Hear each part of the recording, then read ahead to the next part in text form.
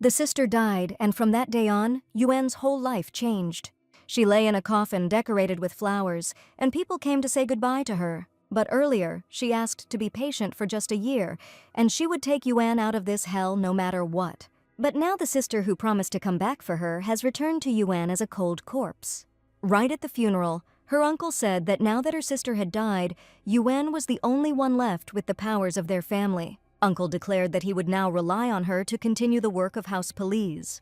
She will have to do this for the sake of her uncle and the rest of the family. Yuan thought that if things continued like this, they might kill her too. And then the question was raised whether this would be a little problematic.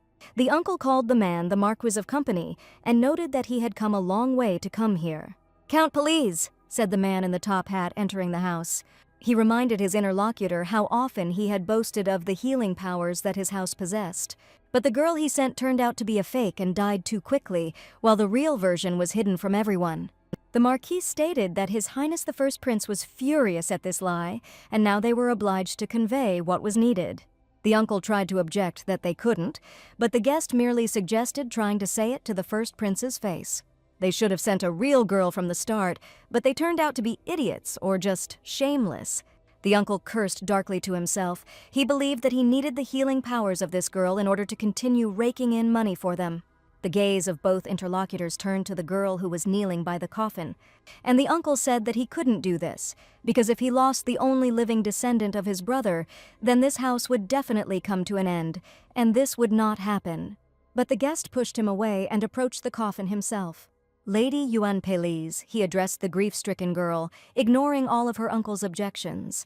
The guest said that Yuan should become the disgraced prince's next wife. The title of the wife of the disgraced prince could not be rejected. The dirty rat Pelise returned with eyes full of greed, that's what he told her. Right now, in the very place where her sister died, Yuan must deal with the man who once called himself her husband. This man may have killed her, but now she will have to heal him. And she told him to undress too. And he asked if she even understood what she was doing. Yuan replied that she understood, which is why she told him to undress. The prince noted that she was shaking like a leaf, and then asked what she was going to do and whether she needed to take off all her clothes. The girl reached out to the prince as if for a kiss. It was a very tender hug. When she pulled away, the prince looked at her, stunned. Yen said that she was not a rat at all. She just wanted to show him that she could be useful. Soon the girl found herself lying under the prince, who held her hands, not allowing her to move. True, this shame meant nothing. Yen understood this very well. At least compared to the harsh winter that began 10 years ago. 10 years ago, the palace house was warm. The maid asked little Yuan if she was happy. And she replied that of course, because she was told that her sister would come. The joy of the child who was waiting for his family simply overflowed. Yin imagined how they would be an ideal family, how they would drink eggnog together in the winter. She was going to play with her sister's dolls and wanted to know if she liked them, and kept asking if she would be coming soon. At some point during the wait, the maid burst in screaming. She reported that the count and countess had arrived. It was then that something happened that shattered little Yuan's life. Hiding behind the maids, she met those who came to their house. Ahead stood a girl with sad eyes whose cloak was covered in snow. She walked towards Yuan and called her by name. Yuan was still too scared. The girl hugged her and apologized for coming alone. She said that she was her sister and her name was Louise, so Yuan found a new family. Because her parents died, and now she only had her sister Louise, whom she so badly wanted to see, and also the family of her uncle, who, without hesitation, took the place of their parents and said that now they were one family. Uncle came and immediately began searching through the belongings of Yuan and Louise's parents. He then interfered with their father's research, and later he replaced all the old servants. The once beautiful Pellis estate began to resemble this man. Louise became family and protection for Yuan in all matters. But Regina, their cousin, believed that maids didn't need new dresses, and she called Yuan nothing more than a maid. Louise tried to take away from Regina the dress that had previously belonged to her and Yuan's mother. In response to this, she received a blow that made her fall. Frederick, Regina's older brother, told them to stop whining unless they wanted to get beat up again, and Regina told him that she had no desire to play with the orphans, so they should leave. Yuan was crying and calling for her mother, and Louise asked if she was scared. "Don't cry, come here," said Louise and took her hand. Yuan asked her sister if she was angry. Louise replied that of course she was angry, but beyond that, she didn't want to see Yuan suffer or be sad. Louise smiled at her sister. She hugged her little sister tightly. Louise assured that she would always be on Yuan's side. She asked if Yuan knew that her sister loved her. Yes, Yuan knew it then and has not forgotten it now, 10 years later. The prince noticed the girl's tears and asked if intimacy with him was really so disgusting to her. No, Yuan answered. Then Louise got married and left, only to return in a coffin. But even then, Yuan did not hold a grudge against her sister. Now she said that this was the order of the Palace house, and even if it was humiliating, she would endure it again and again until she got to the bottom of the truth. She will endure until she finds out the reason why her sister was destined to die in this place. So she mentally asked Louise not to worry about her. The moonlight fell on a man and a woman who were entwined in an embrace on the bed.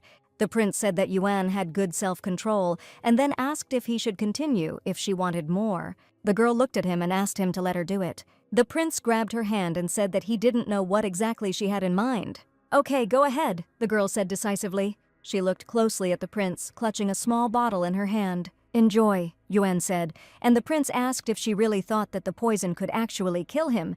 He thought that she should have come up with something better. Yuan said that the prince would soon feel better as she gave him the medicine from the bottle. At that moment, she used her inherited power. The prince looked at her with a clouded gaze. What is this, he muttered before losing consciousness.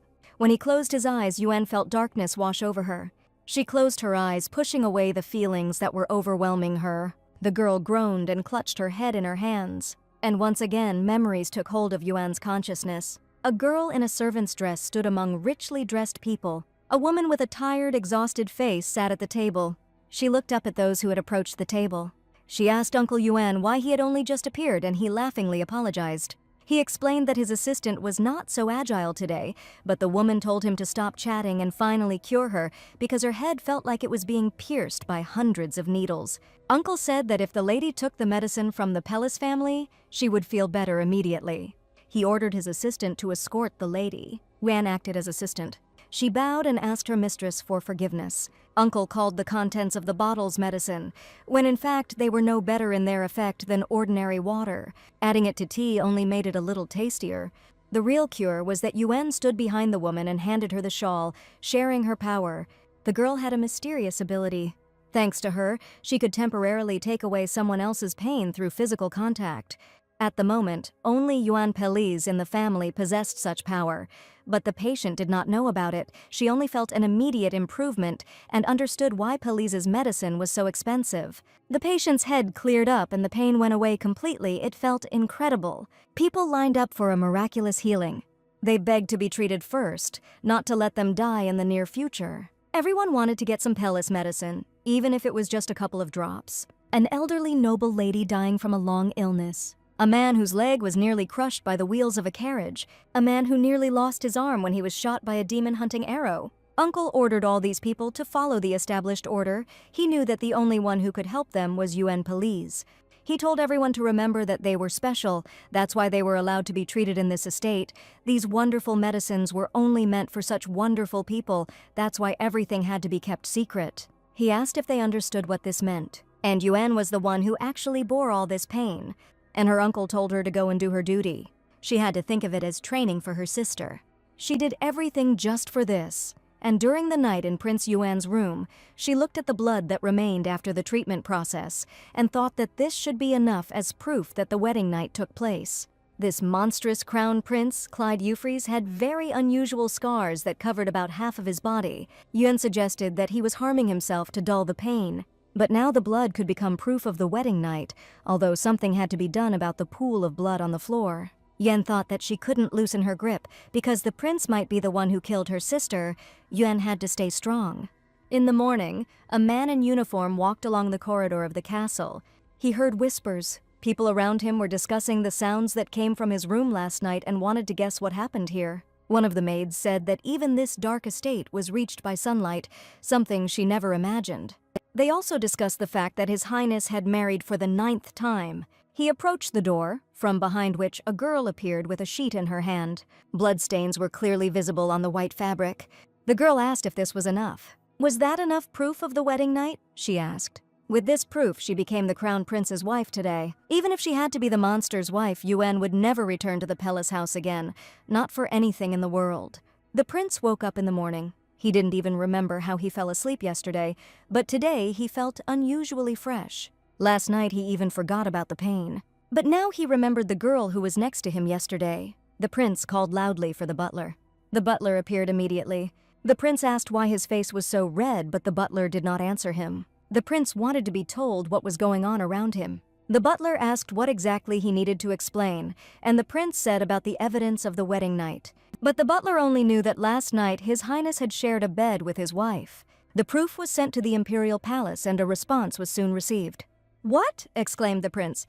Meanwhile, Yuan was walking through the garden and looking at the plants, which, as she expected, did not have a single flower. She thought that if someone took care of it, this place could be more beautiful. "Hey!" Yuan suddenly heard and quickly turned around. The prince looked out of the window of his room and saw a girl. He stated that she clearly had something to tell him. He didn't remember that it was thanks to her that he had slept so sweetly last night. The prince told her not to try anything, because she couldn't help but know that he would never do such a thing. She asked if His Highness wanted her to help him remember everything. Yuan and the prince's gaze met, and he ordered her to get up. She obeyed and thought that even if she had acted rashly, nothing could be changed. She will never be able to reveal this ability. If the prince found out about her power, he would turn into a monster in a second, just like her uncle, especially considering that he was already suffering unbearable pain. Yuan needs to become more useful in this house without revealing her gift. Of course, even if she doesn't succeed, she shouldn't be afraid. They proved that the wedding night took place, and the imperial family confirmed this. Now Yuan has the right to live in this estate. And besides that, there was one more thing. The prince could also be the one who killed her sister. It wasn't Yuan who had to go, but the one who might be the criminal. The prince asked what she was doing, whether she felt any regret looking at that twisted face. He asked if she regretted what she had done last night when she looked at that face. Yuan only looked back questioningly. She couldn't find the words to answer his question. The prince recalled that she said she would help him remember what happened between them. "Yes," Yuan muttered. The prince turned out to be not as evil as she had assumed. But still, he looked as if he was ready to explode at any moment. Wen made tea and served it to the prince, and he remembered that she had served him something yesterday. She explained that she had given him something that had helped relieve his symptoms, and the prince asked if his memories would magically return if he drank the concoction. Yuan said that she had heard that the prince always experienced pain at night, but even after it had already gotten dark, His Highness looked quite well. Yan looked at the prince and suggested that he express his hidden desires to her, now that the pain had subsided. Perhaps it would help him sleep. The prince shouted at her to stop talking nonsense. Yan said that if he wanted proof, he needed to drink it. The prince said that it wasn't that he didn't believe her, but that he was just checking. He drained the cup she handed him in a few gulps. "Okay, I've had a drink," said the prince. Yan moved closer to him to touch his lips in a kiss, but the prince suddenly pushed the girl away from him. "What the hell?" he cried, swinging. Yan asked if he remembered her instructions, that the prince needed to regularly take medicine and the warmth of another person. This was in her instructions, and she expressed confidence that His Highness was now feeling the effects of the treatment. She asked him to remember everything this time. The prince still didn't understand what was happening. Soon he sank onto the bed unconscious. Yuan collapsed next to him, racked with pain. She buried her face in the feather bed, allowing herself to sob. The prince, his eyes closed, sank into unconsciousness. Of course, he didn't remember the previous night at all. Yuan offered to ease his unbearable suffering, during which he was even capable of injuring himself, and she managed to put him into a deep and peaceful sleep. And in return, with the help of a pool of spilled blood, she was able to provide proof of the wedding night that had taken place. Even though she could only take away a small amount of pain to let him sleep peacefully for one night, she was still in a lot of pain, but she had to endure it all because she had no right to return. The morning came, the sun was shining brightly. The maids were discussing that it seemed like this lady had managed to calm him down more than once during the night. Perhaps they really were in love with each other. Another maid said that they just got along well because it would be a shame to do this every night, because she saw them bursting into laughter near the door all night, without even sleeping. The prince thought that he remembered nothing of the previous night. No pain, no nightmares.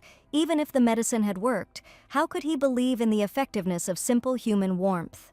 The girl said that now that the pain had subsided and the prince's hidden desires had come to light, perhaps he would express them to her, and that would help him fall asleep more easily. Wano had clearly pulled some kind of trick that made everyone remember a wild, passionate night he knew nothing about. He noticed the silhouette of a girl in the window near which he was standing. He became curious about what she was doing there. The butler explained that the lady had said she wanted to take care of the garden, and the prince remembered that this was the job of the servants. He complained to the butler about his poor management of the servants, and he asked for forgiveness. Suddenly, the girl in the garden turned around sharply and looked up. The prince caught her gaze. The prince quickly pulled the thick curtains. He told the butler to tell her that he was sleeping, and then told her to leave. The butler did not understand to whom he should convey the prince's words. After Yuan left, the outside of the estate looked the same as always. Luxurious furniture filled the halls, remaining spotlessly clean, but inside everything has changed. "Do you think I would have come all this way if it hadn't been so serious?" the words sounded. The man with the black mustache said that his father refused to take any medicine except those from Count Pellis, so he had no choice but to be understanding, of course, since he had heard that his interlocutor was not feeling well. But now he said that he could just look at the Count's face. He looked healthy enough. It was not clear why he was sure that he was ill. People didn't understand the meaning of all this. Since yesterday the Count had stopped sending out weekly supplies of medicine, there were rumors that the Count had fired all the servants who were sent to him. A visitor with a black mustache had to come here in person. One boy fell from a horse so hard that he needed 8 stitches in his face, and all this time the doors of the Pellis house were tightly closed, and no one knew what the owners were doing at all. Their family had spent an incredible amount of gold on the Pellis family, and since they had invested a fortune, the Count was obliged to at least recoup those investments. The Count suggested that everyone calm down and behave more quietly, since he was already working himself to the point of exhaustion. The Count noticed that he couldn't tear himself apart because the Academy continued to drag him to festivals and conferences, and the royal court continued to demand that he invent cheaper medicines for people. Even 10 bodies wouldn't be enough for that, so it's no wonder the Count wasn't feeling well, and he complained that he barely had time to eat lately. Making even one medicine was not easy, the Count insisted, because rare ingredients for potions are collected in remote mountains, where they are handled with extreme care so as not to cause harm. He asked if the guests knew that even if they threw him bags of gold, the cost of transporting the raw materials alone would be simply unbelievable. With tears in his eyes, the Count explained that because of all these monsters, the north had become too dangerous, despite the abundance of rare herbs. In the west, there was nothing but deserts, so only the south and east remained, and the duties there were simply outrageous, and it was impossible to advertise that you were bringing these rare medicines to the capital only for special clients. If rumors spread that the Pellis family was treating someone special, the royal court would not remain silent and the commoners would not sit still and do nothing. So the Count had to think about many things at once, and the visitor said that everything had simply happened too suddenly, and they had not come to accuse anyone. The Count assured them that he understood their interlocutor's concerns perfectly well, but if they trusted him and waited a little, he would definitely notify them. But today he asked them to return to his place. When the guests left, the Count allowed himself to vent all his rage on this nasty girl.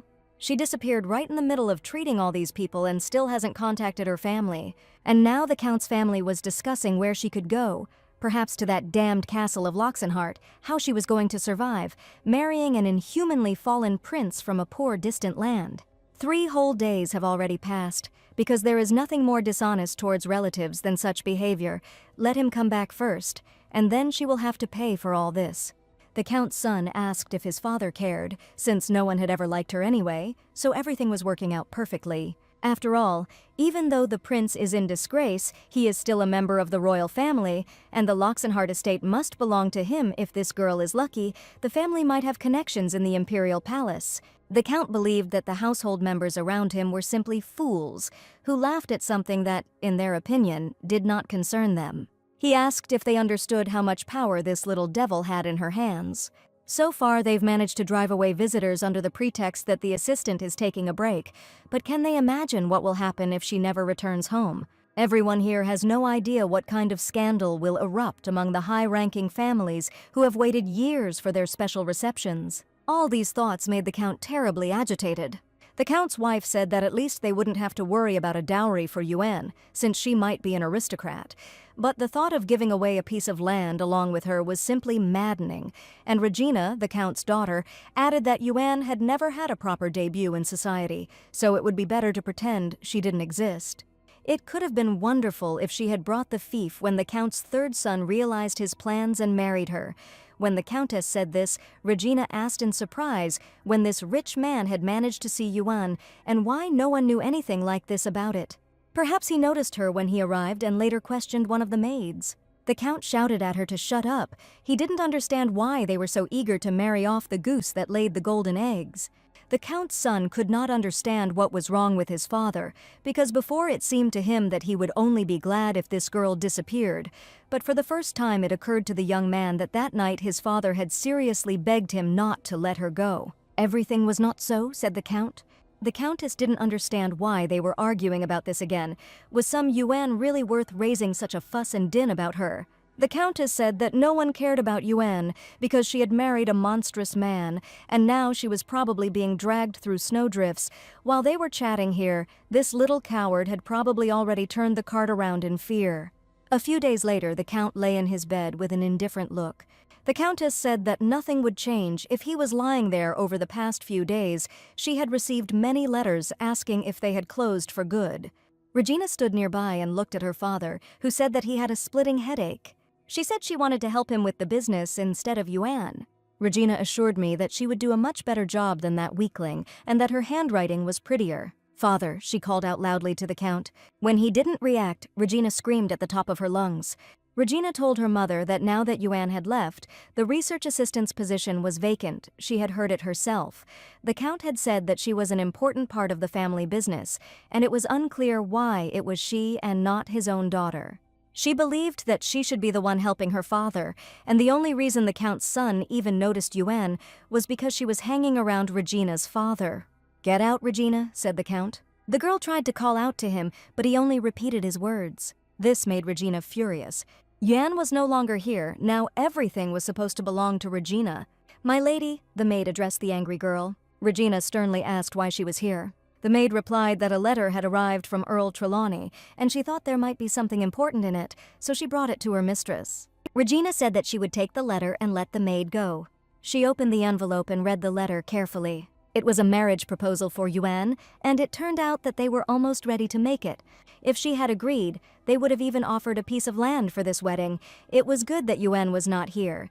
If Mother had seen this letter, she would have completely lost her mind, and not only she, Father would have gone crazy too. Yuan was proposed to before she made her public debut. Regina couldn't understand why they chose her cousin and not her. No, she'll just make the proposal her own and write back. She just needed to turn everything around, to create the impression that the letter was for her, the lady of the House of Pelis, because people could believe that the aristocrat received an offer before her debut. And Regina will be able to appear at the debutante ball at the Imperial Palace, and her partner will be Drake Trelawney. Then even her father will believe that she is worth something. All the glory will go to her. That day he was awakened by an insistent voice. "Claude, Claude," he repeated. The man cheerfully stated that he was putting him in an awkward position because he knew that he would have a guest coming today. The guest was Lancelot Rev, the Marquise's second son and Claude's childhood friend, and he asked why the hell Claude was summoning people and then doing such things. Claude said he didn't call him. "Stop barging in uninvited." Lancelot replied that if he had a new wife, he should have known Eddie would call him. All the servants were delighted. This estate had not been so lively for a long time. Now they really wanted to know what was so special about this ninth wife. Eddie talked about some tale about revenge for his sister, said that she should have run away at the first threat. But surprise! Evidence of the wedding night was provided to the royal family. Lancelot wanted to know how dazzlingly beautiful this girl was. He demanded that his friend stop being shy and tell him since when he let women near him, and how impressive the previous night had been. He wanted to know since when his cousin had suddenly become inexperienced in bed. They got married, and the bride didn't even run away from Claude, and as a woman sent by the royal family, she is also still alive. Claude asked what his friend was getting at. Lancelot replied that the prince looked different. That's what happens when you find a kindred spirit. This is called the power of love. "Love," said the prince. He loved no one, and Lancelot knew it. "Oops," said Lancelot, and Claude told him to leave if he was finished. Lancelot thought he had blurted out something again at the most inopportune moment. Claude's reaction confirmed the marriage, and Lancelot thought of his elder brother, who was a chronic panicker, and who would go crazy if he said that his lordship was in too much of a hurry. Lancelot also thought that he should have said that Pelly was already rushing to pick up the bride. Suddenly he saw someone. A girl in black clothes standing among blooming roses. Lancelot stared at her face. It was impossible to remain cold in the face of such beauty. On particularly cold days, Yuen recalled the first time she came to this house and the words that she needed to return to the family estate. She didn't understand why, because she knew what rumors were going around about Lord Claude, but he was neither a monster nor a libertine. He was simply a sick man. Yes, he was unable to marry, but Yuen had nowhere to return to. It would be better to wait for the royal family to give a sign. No, Yuen didn't understand where exactly she should go now. And now she stood under the snow and looked at the man in uniform. No, she won't come back. She said that she would wait until that man, her husband, came in person. The man bowed and said that he must leave her ladyship now. It was terribly cold, and Yuen thought that her sister had died in the same way. She waited hopelessly for the doors of the black house to open, completely alone. But she was not going to change her mind. She would not return to that place. She would rather close her eyes under the snow and join her parents and sister. The butler and servants looked at Yuen from the castle window. "Give her permission to enter," said the prince, and asked if Lancelot had gone completely mad. The man in uniform asked His Highness for forgiveness and said that he had only seen those who left of their own free will, but never in such a situation. She lasted 3 days and 4 nights. The butler said he wasn't even sure she was still alive. The maids refused to come near, afraid of finding a corpse, so there was no confirmation of her condition. The prince thought that all this should already be the servants' business. Well, how the knights will react this time? Will they be more effective? That's what was interesting. The debauchery of the deposed crown prince, whose 8 previous wives have died, disappeared, or fled.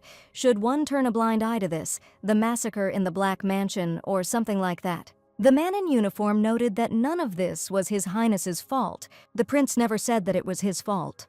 He stood up and looked out the window at the snow-covered courtyard and the lonely carriage. If this girl didn't want to return to her family, she could have easily run away and died somewhere else, he thought. But she dared to leave the corpse right at his doorstep. All that remains is to make them run. The prince ordered Gustav to send all the servants to his chambers. He ordered the mansion to be sealed so that not even a mouse could slip through. He then told Riva to announce to everyone that from now on they must find the 10th castaway crown princess. The man in uniform said that then it was necessary to prepare a coffin or divorce papers in advance. The 10th wife could be given a choice. One could at least try, even if not to live with dignity, then at least happily. "There you go again," the prince muttered. He assumed that this was his uncle's idea of happiness, hugging women, raising children, playing the role of an exemplary husband and father, laughing loudly and chatting. "Look at me straight, Marquis," said the prince. He asked who in their right mind would want a husband like him. He asked who would want a father like that. Yuen knew that Louise would not live long, even after 10 years spent as a child in the south, undergoing treatment, after all of Uncle's attempts and all of the medicines that Yuen prepared. Pellis's hereditary disease never left her. Fortunately, the disease bypassed their father's generation, but Louise could not escape it. Yuen thought about this with tears in her eyes. Even so, it was impossible to know whether Louise had died by fate. She should have asked before she died. What were her sister's last moments like? Was the prince a loving husband to her? Suddenly, Yuen's eyes widened. The prince opened the door to the carriage where the girl was sitting. He looked straight at her. "You sounded in the cold air. Others once shouted that it was a monster." The prince looked at the girl, waiting for her words. He climbed into the carriage very close to her. Their faces were close to each other. They looked into each other's eyes for a while. "I won't go back home," Yuen said firmly. This surprised the prince. The girl told him not to leave her like that. She wondered if he had killed Louise. She grabbed the prince's shirt to beg him not to push her away, but she herself did not understand whether he would be her family or her enemy. She should have asked, but consciousness left her. Wen woke up in a room where a bright fire was burning in the fireplace. The girl opened her eyes with difficulty. She saw a chandelier on the ceiling. Yuen lay in bed covered with a blanket. "It's so hot," she said. The maid asked her if she was awake and how she felt. Yuen said the room was made too warm, but it didn't look like there was any extra firewood in this estate. The maid explained that she had simply brought firewood from the servants' quarters to my lady's room. Yuen was worried that the servants would be cold, but the maid replied that everything was fine and everyone agreed. After all, the new mistress could give this estate a child who would bring joy, with whom one could play. The maid said that this concern was a mere trifle, and Yuen felt a pang of conscience at her words, even though she appreciated such an attitude. Wen was prepared for this, but she deceived everyone. Rumor has it that all the women associated with the crown prince either die or run away from him. Not only his wives, but even strangers are met with a cold reception as soon as they step foot in the Black Mansion. The maid asked if the prince would refuse to dine with Yuan again today. She asked if Yuan was seriously planning to spend the night with him. She was still worried that her ladyship was staying in the guest room, and Yuan thought that this girl was too kind to her. Maybe we can find out something about Louise from her. She asked the maid Hina about her predecessor. For some reason, the girl hesitated to answer. Suddenly she exclaimed that she remembered that Monica had told her to bring some firewood. She slipped out the door and said that she would be back soon, but in the meantime, Canaria would help the lady wash. Yuan could only look after her gloomily. Some time passed. Even after searching countless rooms of the mansion, Yuan was unable to find any trace of Louise or any other ex-wife. Yuan couldn't figure out how to figure it all out. She simply didn't know what to do with it all. Louise would tell her to just do the best they could. Yuan felt as if she heard her sister's voice in real life. Louise told her that she needed to become indispensable. Then, no one will be able to drive them out of this house. Yuan thought her sister was right. There's no need to rush. Yuan will still have enough time to think everything over, but for now she needs to remain calm and become the one this house needs. Don't worry, Yuan said. Somehow she managed all these years. The next day, the butler looked through Yuan's book of notes and said it was impressive. There was nothing to correct. He had no idea that Madame was so skilled in keeping accounts. Yuan thought that, of course, after being forced to do the accounting for 10 years because she was good with numbers, instead of having her aunt handle it herself, one would assume that she would be better than other girls her age in such matters. She heard that the butler was single-handedly managing all the affairs of the estate. All the accounts were in perfect order. His efforts immediately caught Yuan's eye. She remarked that he must have been working hard all this time, but the butler replied that it was all nonsense. Yuan said there was one more place she'd like to check out if that was okay. There, the lady was greeted with amazement, not understanding what had brought her there. Yuan said it was the season when frostbite cases were more frequent, so she wanted to check her herbal supplies. She asked the maid who the man next to her was, and she replied that he was a useless palace physician sent from the capital. He introduced himself and said that his name was Hallie. He really was a healer, but His Highness wouldn't even let him near his chambers, so he had to do a completely different job. Yuan introduced herself by mentioning that she was from the police household and said it was nice to meet you. The doctor was glad that she meant that very house of Pellis. This was worth thinking about for a while. He was very flattered that a member of the Pellis family called him doctor, but the maid did not understand at all what was going on and what kind of place this Pellis house was. The doctor exclaimed that there was no point in even asking about Pellis's house. After all, this was the most prestigious medical dynasty in Ephras, both in name and in fact. In this country, discussing medicine without reference to Pellis's works was unthinkable. They say that all questions of life and death go through Pellis. The doctor was disappointed that Hina did not know about such a noble family, and the girl was surprised that the doctor was suddenly disappointed in some servant. The butler coughed, trying to attract attention. Suddenly, Yuan noticed something. She asked if Hina had hurt herself while cooking, but the maid replied that it was nothing. Dr. Hallie's hands weren't in the best condition either, and Yuan noticed this, and the doctor said it was because he had pruned the elms himself. Yuan said she would like to examine them personally and asked for a medical bag. Yuan sat down on a chair and began her treatment. She used her force right while examining the scratches. Hina was delighted at how quickly everything had healed and exclaimed that showing your illnesses to a doctor is always the best medicine. Now she felt much better. The doctor said that the method of application really matters. Now he has learned so many new things from the lady. Yuan looked at both of them. It wasn't that the wounds no longer hurt. The pain she was willing to endure turned out to be not as unpleasant as she thought. She had never experienced anything like this before. And now I thought that I would like to stay in this state forever. The butler said that they would soon send someone to help her with her things and that she could rest in her room for now. My things, Yuan said, confused. The butler said that it was time for her to move into the master bedroom. Living in the guest quarters was not in keeping with her status. All this golden luxury shone dazzlingly. Still confused, Yuan looked at the chambers. The butler told Hannah that he had already called the cellar because the room now belonged to the lady, so she could decorate it to her taste. Yuan hasn't had her own room since she was 10 years old. When she was left without her parents, Regina took over her room. Yuan could only watch the one who had taken up residence among her things. Those were pretty dark years. Now they lived together with Louise in a completely different room, and only my sister's smile lit up the world around. Yuan asked if there would ever be a time when she would have her own room again, and Louise replied that of course it would be so, and then asked what kind of room Yuan was dreaming of. She dreamed of a room with its own laboratory. Then she would be able to fully concentrate on Louise's illness. Now Yuan looked at all the things that Hallie had managed to buy in the central area yesterday. Yuan thought it was already too late. She thanked Hina and said that everything was so wonderful. The maid replied that everyone was glad that she had become the mistress of this place. Hina said that she has to thank her lady, she is looking forward to working with her. These words made Yuan smile. A pained groan was heard from another room. The discarded mirror fell to the floor, shattering into pieces. The pain was almost unbearable. He begged for someone to do something about it. He didn't have time to take a step because of the curse of that day. It made every night a pain and isolated him. That night, Hannah made Hallie clean alone, and he heard these screams and moans. They came from the prince's chambers. "Your Highness!" exclaimed the frightened physician. He began to ask His Highness to open the door. He explained that he was the royal physician, sent here by order of the royal family. Hallie wanted to see the prince's condition himself and diagnose him, and he asked the prince for permission to do so. The door suddenly opened slightly. "Your Highness," said the doctor. Then he saw the prince and froze in amazement. She saw how the curse changed His Highness's face. The doctor was unable to stay on his feet.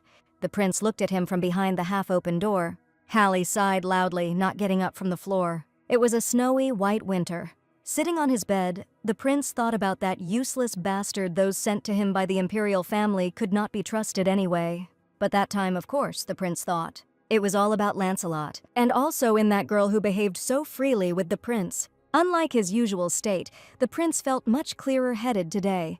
He was curious what else this girl would do in the garden. Hey, he called out to Yuan from the window.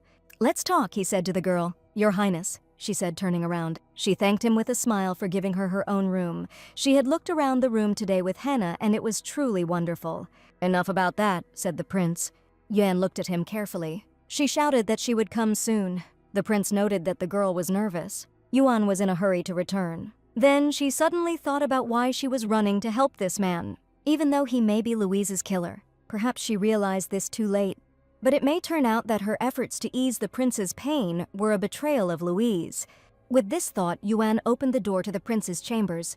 She looked up to see His Highness.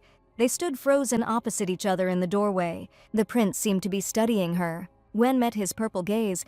The prince said out loud that he had to admit that he needed Yuan from this evening. He was ready to admit it. From this evening onwards, he needed this girl's presence. She asked if he remembered everything now. Could he remember the wedding night during which Yuan proved her abilities? Yan asked if the prince now recognized her as the mistress of this house and his wife. The prince reminded that from the very beginning she had only asked that she not be driven away. Yan couldn't help but think of her uncle at these words, and the prince guessed that she had nowhere else to go. He had heard that the Pellis family was desperate to get the girl back. He didn't know how they had treated her there, but he could imagine that they had treated her cruelly. And now, after she showed everyone the proof of her wedding night, no one will want to marry her anymore. The prince assumed she was going to use his pain to stay there. Yuan didn't understand what she should do because she couldn't say anything in response. The prince also fell silent for a while. He was still in pain. He understood that the girl was quite useful. No more cues of newlyweds, no more hysterics. It seemed like they both needed something from each other. The prince said that he would treat Yuan as a useful servant. Therefore, she needed to know her place and live quietly as a mouse. Yan thought that she would not have to return to the count's house. If she could stay here at a sufficient distance from the prince, perhaps one day she would be able to talk to him about Louise. The prince ordered her to answer, and Yuan said that she agreed, and then thanked His Highness. The prince looked at her thoughtfully. And then he asked if it would be possible to use only medications from now on. Yuan didn't immediately understand what he was talking about. It turned out that he meant warmth, physical closeness. He asked if it was necessary to do this. She told him that she had a special power and that she just needed a minute of contact, and also that this power made him sleep. In fact, he didn't even have to acknowledge her as a member of the family. He could just tell Gustav to lock her in the guest room and then call her when he needed her. "I have to do this," Yuan assured, just imagining such a development of events. The prince even recoiled from the girl's impetuous gesture. He thought that this woman had no shame or conscience at all. He told her to stop staring and just get to work. "Yes, Your Highness," Yuan replied. She prepared a potion for the prince to drink. It was the sleeping pill again, which quickly put him to sleep. Yuan had taken just enough to sleep soundly for one night. She had no intention of taking more. If there is even the slightest chance that he mistreated Louise or worse, killed her, then he deserves to suffer. So she wanted the prince to share a piece of his cold heart with her. She wanted him to tell her about Louise. After all, her sister had been his wife, albeit for a short time, and now Yuan wanted Louise to rest peacefully in the ground. These thoughts brought tears to the girl's eyes. She really hoped that it wasn't the prince who hurt Louise.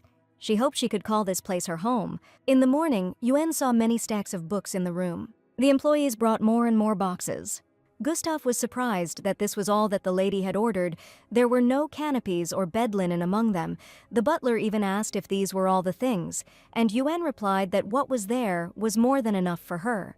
Gustav noticed that he could hear respect in her voice. He explained to the girl that now she had many ears listening to her and many eyes directed at her, so now she needed to get used to being treated properly. The rest of the things were manageable, but Yuan's clothes were unsuitable, and she hadn't brought anything with her. Yuan assumed that this was what His Highness said. Gustav confirmed that these were the prince's words. The prince said them as he looked at Yuan from the window of his room.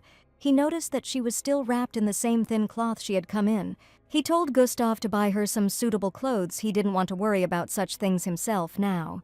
Gustav reminded her that the winters here were particularly cold, and he lied to Yuan that the prince had told him to take special care of her. He looked at her and thought that he was not mistaken. When the clothes were purchased, Yuan wondered if it was really okay, since there were no parties or guests to dress up for. There were 30 sets of clothes, and that's not counting the thick shawls, gloves, earmuffs, and raincoats that were absolutely necessary. Yuan pointed out that the budget was quite limited and that they should order more cloaks for the servants, but the maid objected that if their mistress did not look proper, none of them would be able to hold their heads up high. Gustav assured her that they were not that poor and that His Highness approved of all this. The owner doesn't even pamper himself. He's always in his dressing gown, but if the lady dresses up smartly, the whole mansion will look much brighter. Yuan couldn't help but think about it. She thanked Hina and Gustav for always taking such good care of her. She would be lying if she said she was unhappy. Gustav finally understood what Hina meant when she said that she had never experienced such a warm and tender feeling before in this mansion.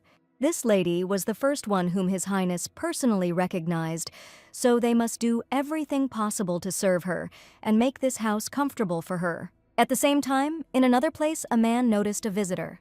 He said it was no wonder it was so noisy in the morning. They were probably just counting the manure.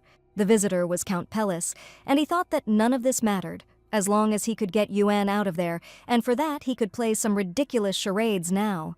The Count begged His Highness to protect his poor niece from the terrible Mad Prince, but the prince, smiling, declared that he had no idea what the visitor was talking about.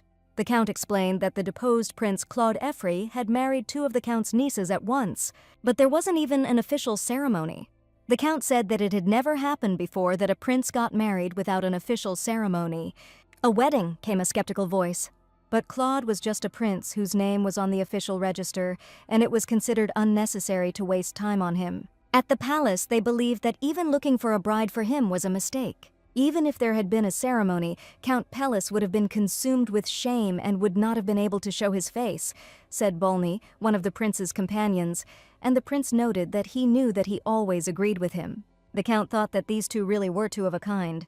The prince said that the second niece should have been sent as the next bride simply because the earl had not immediately said that there were 2 of them, which he thought was kind of him, and Bolny added that it was a miracle that the earl was alive after he had tried to deceive the prince.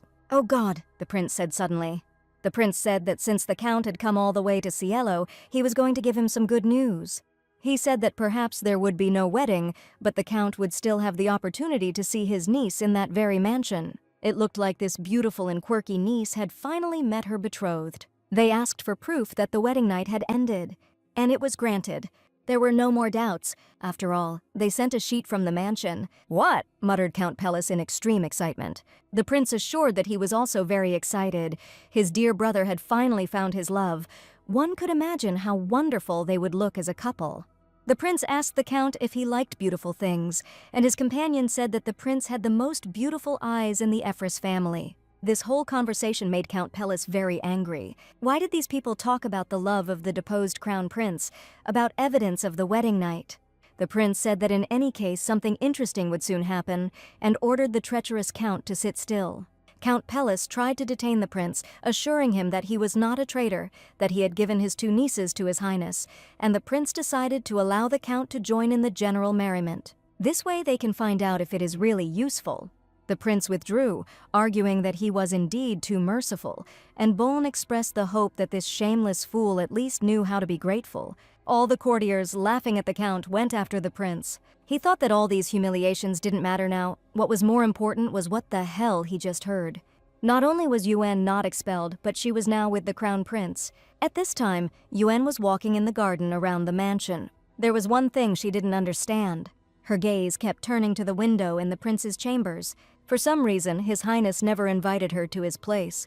2 days had already passed, and she still couldn't understand what he was thinking about. If he didn't call her, it would be easier for her.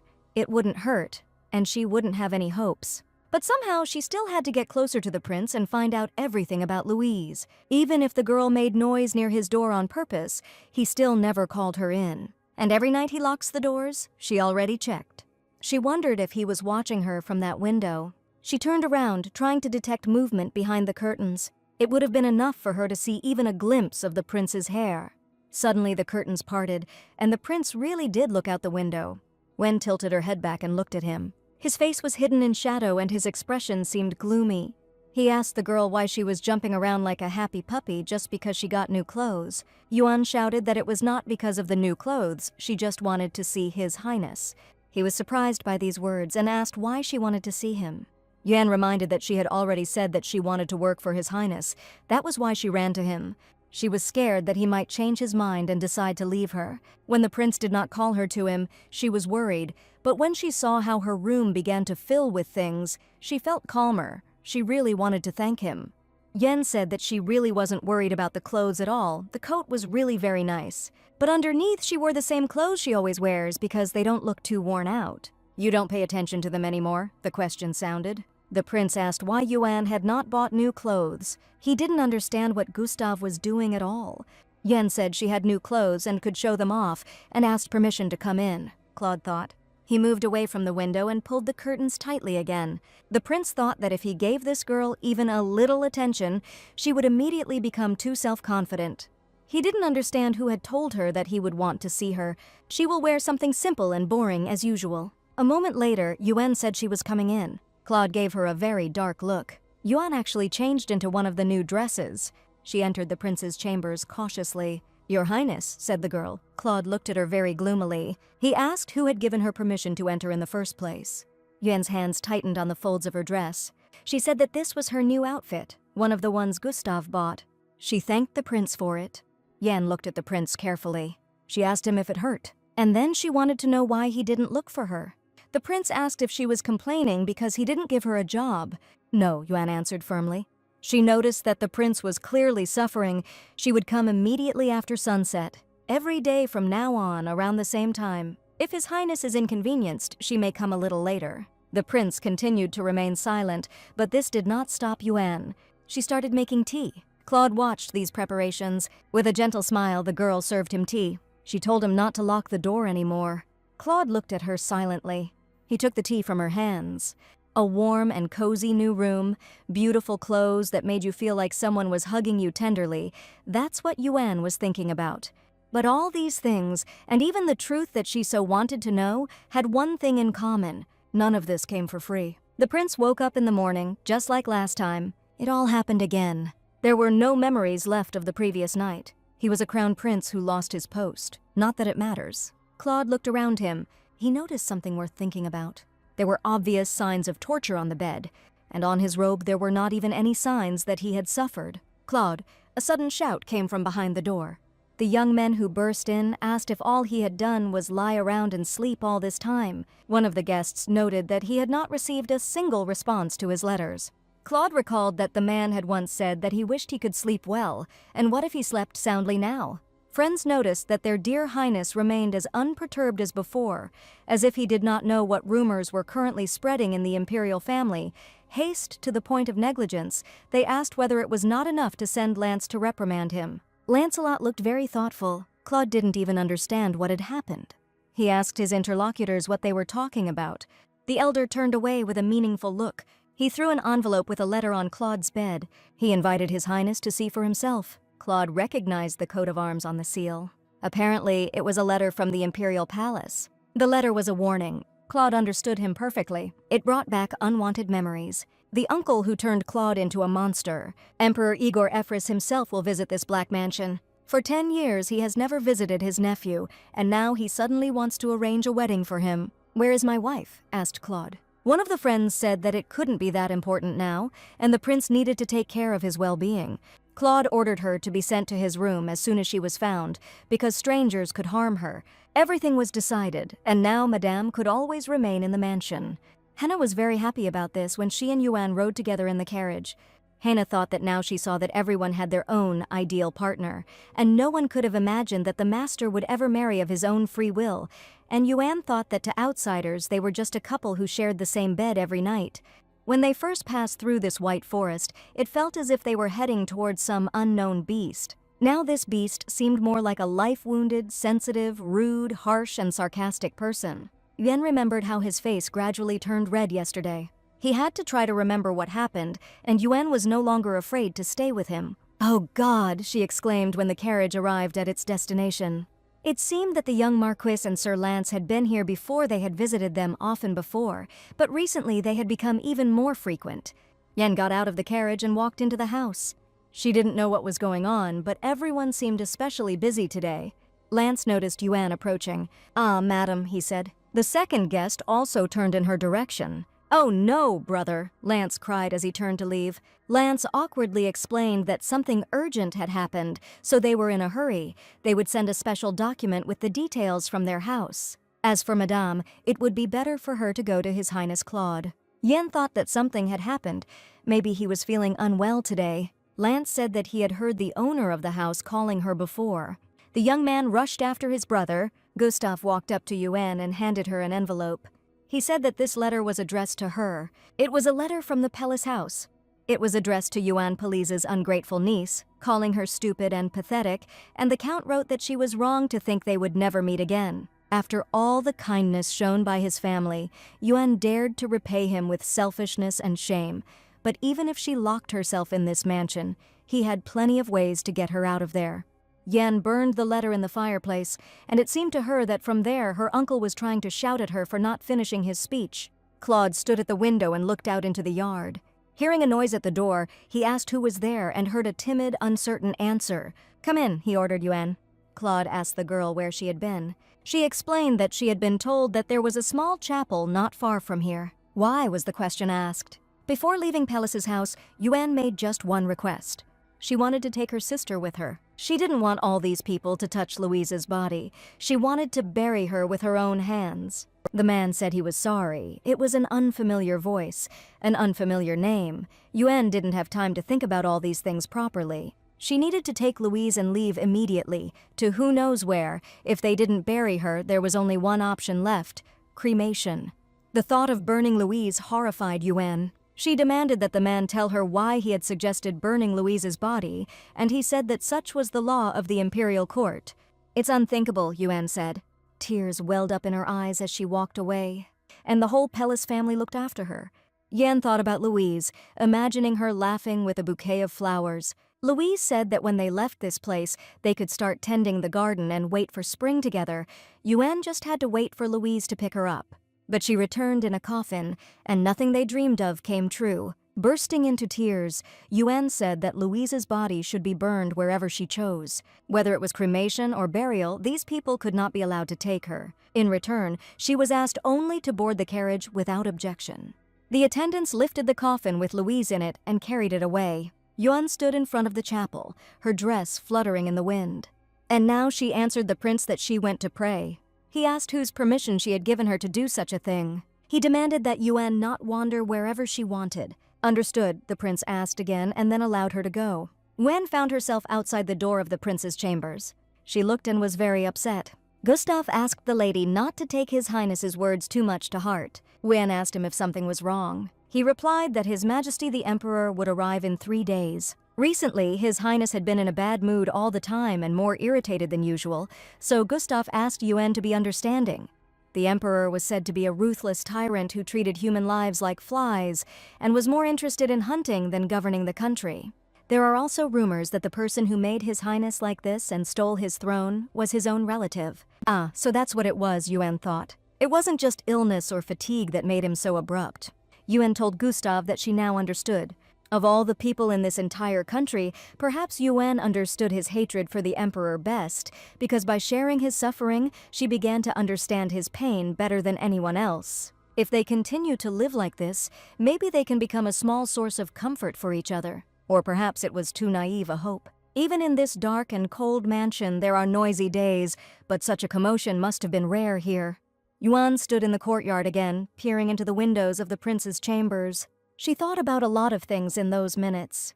Due to the Emperor's sudden visit to the mansion, royal servants arrived from the capital to restore order. Fuss and excitement reigned literally everywhere.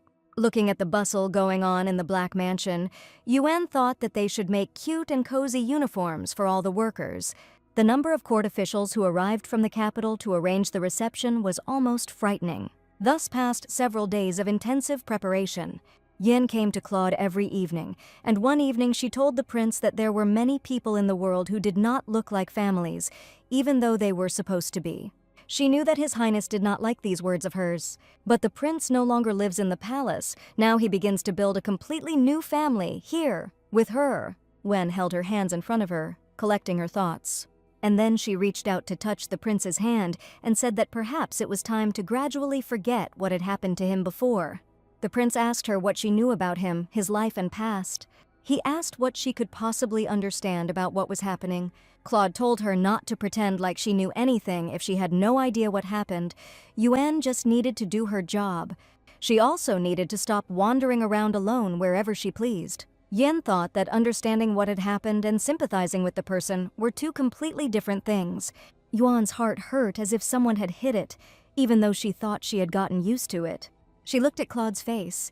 His features were so beautiful, but for some reason his words to her were always so cruel.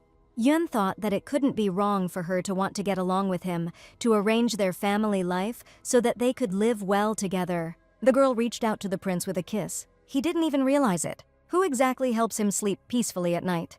Madam? Yuan heard a loud call as she walked to her room. The maid ran up to her to inform her that another message had just been delivered from the Palace house. She asked if she should do with it the same as with all the previous letters. Yes, please, Yuan answered her with a slight smile. She received so many letters from the Palace house that it was impossible to count them. She even read the first few, but they were nothing but threats and intimidation. But now she doesn't even open them, but just throws them straight into the fire. Even if her uncle showed up here tomorrow with Frederick, the high iron fence and the burly guards of the Black Mansion would simply not let them in. But he is there, and no one would stop him from entering. She fled to the Black Mansion, but was there anywhere for Claude to escape his circumstances? There was another prince, one who could now look on at Claude's disgrace. He had a personal assistant who was ready to do anything. And there was His Majesty the Emperor, to whom everything around belonged. The girl didn't know if Claude considered the Black Mansion his home. On the wedding day, Claude appeared before everyone dressed in a white ceremonial uniform and a white half-mask. Yuan also wore a white dress and new jewelry, some of which had been specially ordered for her. And then a rider on a rearing horse appeared before them. The man in the saddle's gaze was bright and piercing. Claude and Yuan greeted His Majesty as the masters of the Black Mansion. The Emperor dismounted. He walked towards the people waiting for him. Glory and honor to the great Empress, Yuan said, bowing. She said it was a great honor for her to see His Majesty the Emperor. The girl looked up and their gazes met. The Emperor extended his hand to Yuan. The girl froze in embarrassment, not understanding how to react to this gesture. Yuan glanced sideways at Claude, hoping for a hint. But the prince didn't even look at her at that moment. The girl cautiously and timidly extended her hand in response to the Emperor's gesture. His Majesty squeezed her hand tightly in his. As he leaned towards her, Yuan felt as if she was caught in a spider's web. The Emperor brought his hand closer to his lips. Yuan thought that Emperor Igor Ephraim was more than just a tyrant. He stared at her face with a long, piercing gaze. He pulled the girl so close to him, there was no way to retreat. Yan felt his teeth on her fingers. Yuan was simply horrified by the situation. This man in front of her turned out to be just a mad dog. Yuan couldn't immediately catch her breath. In solitude, she left the ceremonial hall and went to a secluded corridor in the far wing. She couldn't believe the reality of what was happening, but the bite mark on her fingers was too obvious to doubt. "Hey!" The girl suddenly heard someone's voice. It was Claude who found her in the empty corridor. Claude's gaze was directed at Yuan. He also noticed her hand, the trace of the Emperor's deed on the girl's slender fingers, and Yuan, completely confused under this gaze, could only mumble something unintelligible in explanation. But the prince only told her not to go alone without permission. Yuan, blushing and barely holding back her tears, muttered that she was asking for forgiveness. There were other conversations in front of the table set for the feast. The guests discussed where Yuan was now and what her fate was. Regina said she couldn't say exactly how much money the imperial family spent on the banquet, but it looked quite decent, even though it was held only in the gloomy black mansion. One of the guests remarked that Lady Regina should not say such things loudly where someone could hear them, despite the fact that this was the residence of the former crown prince. Regina thought with annoyance that just because this house was imperial property, she should not have expressed her opinion. Although the whole point of the plan she had drawn up was not at all about this. Lord Dracop Trelawney was supposed to be present at this party. Regina had hatched a plan to cause a little scandal with Dracop Trelawney tonight and make her debut as this season's belle. No man in this world could refuse a beautiful young lady from the prestigious family of the Counts of Pellis, Regina thought, while her parents were scandalized by the fact that they were placed in the most unprestigious places, although they were the bride's family, shouting that this could be considered an insult to the House of Pellis. Regina was only concerned with where she could meet her dear Mr. Dracop. In an attempt to find him, the girl came closer to the table. That's how they met Yuan, for the first time in a long time. Regina's gaze lit up with excitement and anticipation. Yuan, on the contrary, became very gloomy when she saw her relative. "Lady Regina," the girl said from over the shoulder of the red-haired beauty. But her attention was absorbed only by Yuan. She asked where the former crown prince had gone and why Yuan was alone among the guests. Regina's companion watched this emotional meeting with fear, and then she curtsied and respectfully greeted Her Highness the Princess. Regina covered her face with a fan and glanced sideways at the girl. She said she was sorry because she couldn't stop laughing. Regina, with feigned politeness, asked Yuan if she would mind introducing her to her companion they were unlikely to ever meet again, but it was always nice to make acquaintances among people of your own age. The girl who was with Regina turned out to be Lady Sophia from the family of Viscount Meln. She was Regina's childhood friend. Both of them were going to debut in the palace this year, and Regina told Lady Sophia to say hello to Yuan Pelisse. She introduced her as her ungrateful cousin, who had run away from home to get married without telling anyone. She asked if Sophia knew what her parents had done for this ungrateful cousin. This story made Sophia excited. She clasped her hands, looking at her interlocutors. Yuan asked Regina why they didn't step outside for a minute and talk. They walked into an empty corridor, and Regina asked Yuan if she thought she was living a good life now, since she even wore fancy clothes that didn't fit her. She sold herself to a monster and thought that was enough to afford fashionable things. Regina said that it could be a clever move, just like the one Yuan used to get their father's attention, but Yuan pointed out that it was not she, but Regina and her father who were the thieves. Regina was not ready to hear such an accusation. Yuan added that Regina's mother had taken over Yuan's mother's room, and Regina herself had settled in her nursery. There was not a single thing left in the house that they had not appropriated for themselves. Regina called Yuan a little parasite and asked how she dared to say such a thing about her house. Yuan countered that she had never been a parasite, and if her interlocutor suddenly thought of her that way, she should remember and be grateful for the fact that Yuan had been useful, since Regina's father had kept her close to him because he needed her, and that meant that she had to be protected. If Yuan was worthless, her parents wouldn't look at her like that. They couldn't continue to send her threats. They started begging her to come back. "Regina, tell me," Yuan said. She wanted to know if her father ever asked them for help when it came to work. Regina honestly tried to remember if this had happened before. She came to her father, she screamed, and demanded that he start working with her instead of Yuan. Regina did not immediately cope with the emotions that these memories evoked, but her character got the better of her and she smiled. She said Yuan sold herself to the man who may have killed her sister. She also sucked up to Regina's father to get into the lab and clung to Louise when she was lonely. Now that Louise is dead and Yuan has nowhere else to go, she clearly intends to take her place.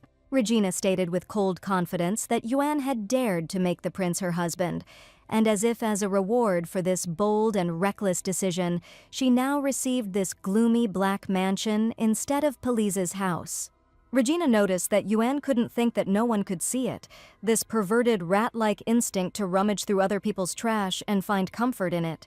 Her gaze, as it slid over the crowd of guests, suddenly caught sight of a masked figure. This mask on his face, this habit of looking away attracted attention.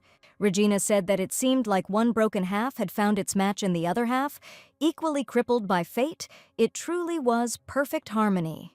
There was no point in putting on a good front when everyone knew the filth that lay beneath the mask.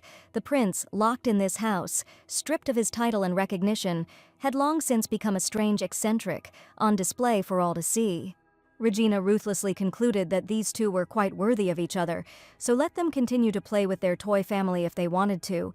Let Yuan sell himself to this monster or not, it didn't matter to anyone anymore. But one thing, she added, should still be known, and this should be written to her father as soon as possible.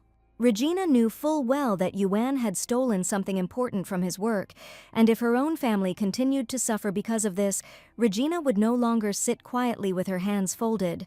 Finally, Regina, without hiding her venom, noted that calling Yuan a crow would be an excessive compliment because a raven is an intelligent and proud bird. Yuan was now just a damn bat, a pathetic creature thrashing about in the darkness and getting tangled up in its own wings. They were here, the uncle and his wife, their presence seemed to weigh on the air, and everything swam before Yuan's eyes, as if the world around her was dissolving into a haze. What a beautiful couple, the emperor proclaimed solemnly, his voice ringing out throughout the hall, sealing the moment. The second prince, sitting nearby, looked at him intently, but his gaze did not contain approval, but warning. The bride and groom were sitting at a long table, but there was no joy in their poses or on their faces. And yet the prince hastened to confirm out loud that they looked perfect together. The bride, in her new dress, truly looked dazzling, her beauty shining brighter than the candles, and her modest, almost humble appearance only enhanced this impression. His Majesty did not take his eyes off the girl, as if he wanted to burn through her. The emperor suddenly asked whether the bride herself was from the Palace family. And the prince thought that yes, the girl really did come from this very family. He felt like he wanted to know what other skeletons this family was hiding in their locked closets. Yan stood up from her seat, drawing attention to herself. She thought that she really just couldn't bear it all. The presence of relatives looking at her with dark, greedy glances. Regina and her brother, who also kept their eyes on her. And this prince, who came from the capital, also had some intentions. These people drove Yuan crazy. The girl closed her eyes, trying to cope with the overwhelming feelings that were squeezing her chest. And the butler, passing by, noticed her condition. His gaze was attentive, full of tactful care. He turned to her and said that my lady should go into a separate room and rest a little, since the main part of the gala evening was already over. Yuan asked doubtfully whether her departure would be considered impolite, but Gustav assured her that since His Majesty had already left, many guests had also left with him, and her absence would not cause unnecessary gossip, so Yuan thanked Gustav and decided to take his advice.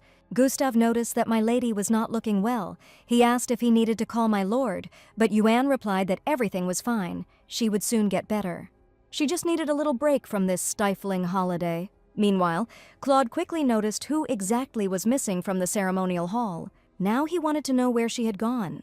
Claude, ignoring the other guests who were seeking his attention, began to look around for Yuan. He asked for forgiveness that he would have to leave for a minute. A full moon peered through the window, slowly floating among the clouds.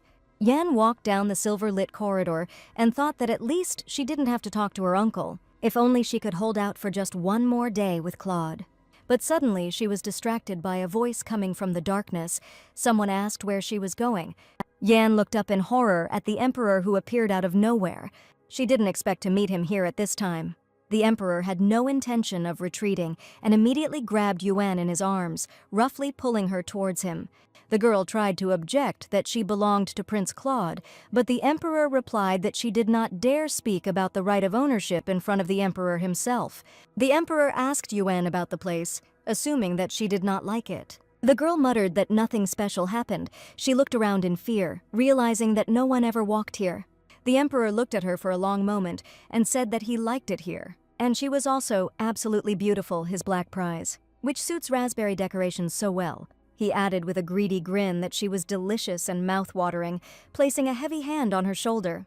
Yuan said in a trembling voice that she wanted to return to the guests, but it seemed to her that the monsters were surrounding her, and each one was whispering about how they wanted to taste her. Yuan didn't understand why she had to endure all this, and the emperor wanted to know what she would look like if she cried. Yuan felt as if the entire world refused to acknowledge her as a human being. It was as if everyone around her wanted her to stay broken. This whole scene was interrupted by the intervention of another character. "Your Majesty," said Claude, appearing as if from nowhere. The emperor turned and looked at him. Claude looked much more agitated than usual. The emperor's face was gloomy and frightening. Yuan looked hopefully at the prince, who appeared so opportunely that her heart trembled painfully. "Your Highness," the girl said, unable to hold back her tears. Claude looked into her eyes. The emperor asked if he had come to save this woman. More precisely, to save his wife. Claude noticed that the emperor was putting off more pleasant things until later because he was blinded by a simple woman.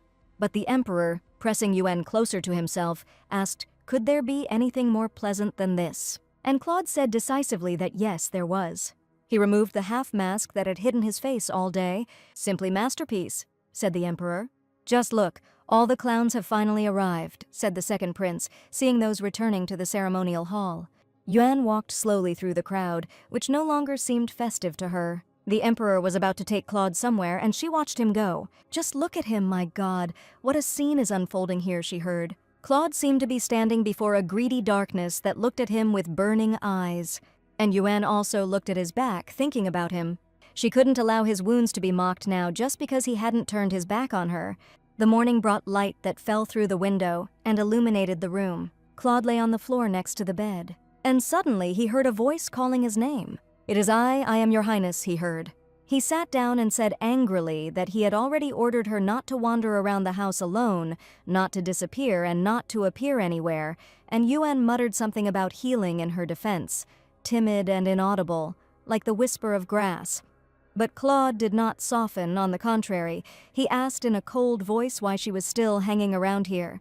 Claude reminded her that he had already told her more than once, twice or even 3 times she must not wander alone, she must not run away whenever she wants, and especially she must not stick her nose into places where no one invited her. "Not without permission, not alone, not just wandering around," Claude shouted at the girl. Yuan, like a child caught in mischief, muttered that she was asking for forgiveness. She thought that this was normal, after all. The mansion around her was her home, her refuge. How could one be afraid to walk along the corridors in a house? But her words seemed helpless and pitiful, and she herself understood this. A bright moon shone in the sky that night, its cold silver light cutting through the darkness like a sharp blade. Regina learned that Earl Trelawney would be arriving late for the festivities and planned to join them on the second day, and the news struck her like a needle, because all the anticipation, all the tension, all the uncertainty now lasted even longer.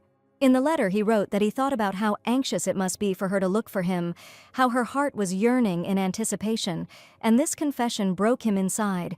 His lines were full of sincerity, and in them one could hear an echo of melancholy, as if he himself was a prisoner of circumstances. He suggested that if she, too, could not sleep, she should go out and wait for him in the garden behind the estate, and Regina, reading this, suddenly thought of Yuan, of how she was now locked in the bedroom of the fallen crown prince, as if in a cage, and was forced to suffer there as if in hell. While she herself had only just taken the first step into her own love life, it was now Regina's turn to begin her own test, her own story, her own mistakes, and her own destiny. "Lady Pellis," Regina heard suddenly and turned towards the sound of the voice. A smile played on her lips involuntarily, and her heart sank. She turned quickly to greet Count Dracop Trelawney and tell him how long and impatiently she had awaited his arrival. But what she saw didn't make her happy at all. She said she sent the letter with a proposal, but she couldn't find the right words to finish the sentence. "If this is fate, then I will accept it," said the man standing in front of her. And then he added that he was already in love with her, but Regina didn't imagine it that way at all. And their subsequent meeting at the celebration was not joyful, but almost painful. The entire Trelawney family was present. Sophia, who was nearby, whispered to her that all the Trelawney family had completely horse-like heads. She explained to Regina that she had once overheard Lady Celestine and her group snickering at the Trelawney men and calling them horseheads. Horse-headed, Regina said in despair, clutching the folds of her skirt as if it were her last support. That, it turned out, was the name of the man to whom she wrote the fake love letter, a man from a famous but ugly family. Sophia tried to understand why this young man kept looking at Miss Regina, whether he was so struck by her beauty, or whether his gaze was hiding something else. Regina was angry. How could she have known all this in advance? Because the Trelawney family owned a huge estate and was considered a respected noble family, a kind of example of honor and prestige. Sophia said she just thought Miss Regina might not know because she kept glancing at him. Why can't I know this?" Regina exclaimed, crossing her arms over her chest. She assumed that Sophia thought that way about her because she had not been raised as a count's daughter from the start. Sophia hastened to assure that she would never have dared even think such a thing, and Regina advised her to watch her mouth better and not make empty guesses. Regina looked back into the hall where the men were. She thought of the prince in the mask. No, it didn't matter how handsome he was. It was only half of his face. A man who can't even go outside without a mask is nothing compared to Dracop, Regina told herself. And yet, seeing Yuen next to the prince, she continued to insist that he was nothing, as if she was stubbornly trying to convince herself of this. Sophia looked at her friend and saw the feelings that overwhelmed her. The second prince also looked at them, and at that moment his gaze crossed with Regina's. He studied the girl carefully, not hiding his interest in her. Her bright green eyes were wide open, with a fire burning in them that was impossible to miss. Could it be? The sudden thought flashed, a possibility so far beyond what Dracop Trelawney could offer. The next day, a hunt was scheduled. The guests were surprised by the hunting so soon after breakfast. They said it was Prince Blonico's suggestion, even though there's nothing to catch in these mountains in winter, except the monsters the servants whispered about. The prince ordered everyone to make sure that everyone was well armed. One of the guests asked if Claude was enjoying his family life. He heard the servants making some awkward sounds throughout the night. He noted that Claude turned out to be a man after all, despite the fact that he looked like some kind of pathetic crow. The horses set off and everyone gathered went hunting. Yen told the prince that she thought everything would be fine because it was home. Home, he answered her then. She raised her head and looked at him sadly. Yen admitted that she made a mistake and was not careful enough. Her hands touched his face gently, a gesture of reconciliation and despair. She said that she just didn't know that the emperor could go so far. She didn't know that he was like that. She asked him not to leave her. Claude thought about this during the journey, and that at that moment he hugged this woman. Hands in black gloves confidently placed an arrow on the bowstring. Claude wondered how much further he had to fall before it would be enough. The arrow whistled towards its target. Just not like that, Claude heard and looked straight ahead. The emperor aimed his bow straight at him. He looked into Claude's face with crazy eyes. "Your Majesty," sounded in the ringing air. He closed his eyes. It was an arrow he could not dodge, nor did he want to. He didn't even try to do it. All these people who came to celebrate the wedding of one of the princes. The emperor dismounted and looked at the people frozen in front of him. He announced that the owner of the estate was injured, so today's banquet was cancelled. The mood was spoiled, so everyone was ordered to return. Lady Pellis exclaimed indignantly that His Majesty was mad.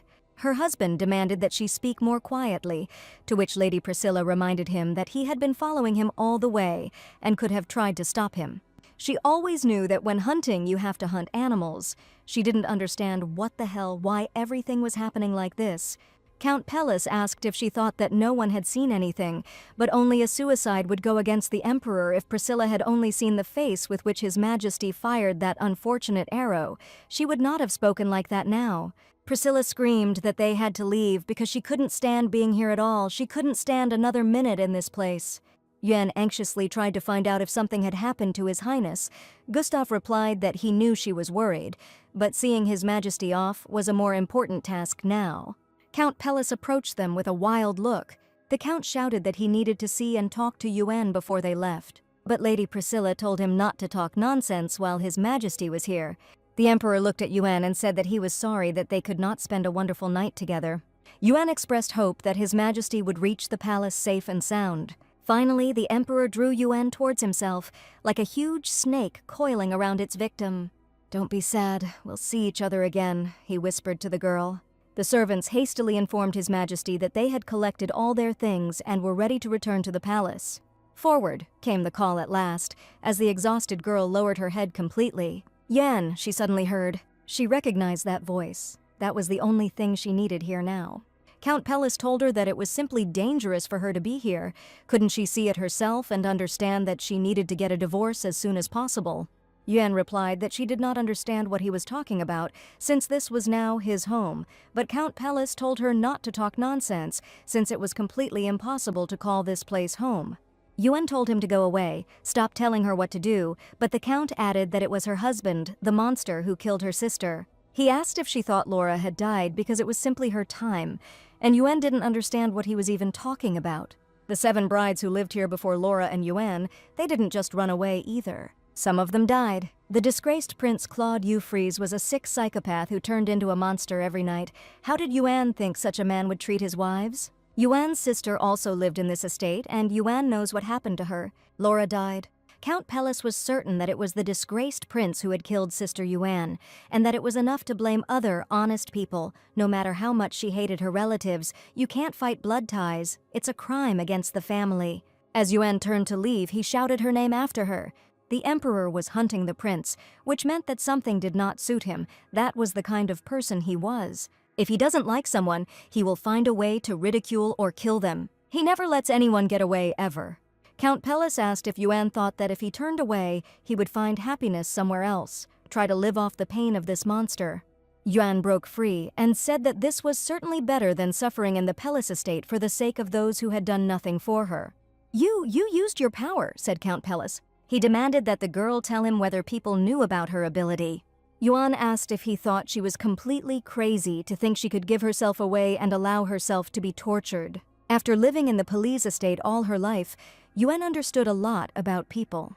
The Count said that she shouldn't reveal her ability to everyone, but should think about fulfilling her duty to her family. Yuan advised him not to stick his nose where it wasn't wanted, not to write to her, and not to come again.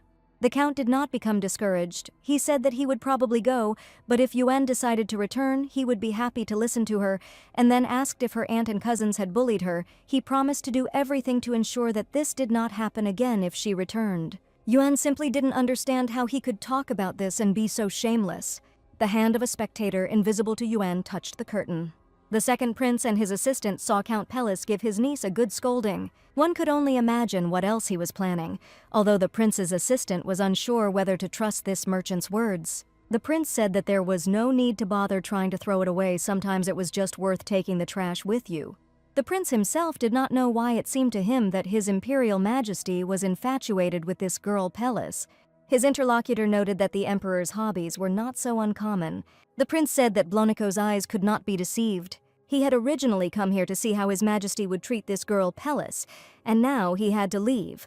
Although he had been able to observe so little, although it was more fun than at any other banquet, so nothing terrible had happened. When else would he have to see Claude disgrace himself? The assistant remarked to the prince that, like His Highness, he continued to study the Pellis' background, but the Count could blab about anything, but as soon as the conversation turned to their family, he immediately fell silent. The only thing left to do was to torture him, but Prince Blonico despises such obscenity. Pellis had another daughter. The assistant was indignant that this shameless garret had deceived His Highness again, but Prince Blanco was not talking about the daughter of the former Count and Countess Pellis, but about the daughter of this fat man, the new Count. The prince said thoughtfully that he liked the look of this girl. The red-haired beauty looked so bold. Blonico always liked people with such views. The assistant concluded that in that case, this girl was much more useful than her fat father.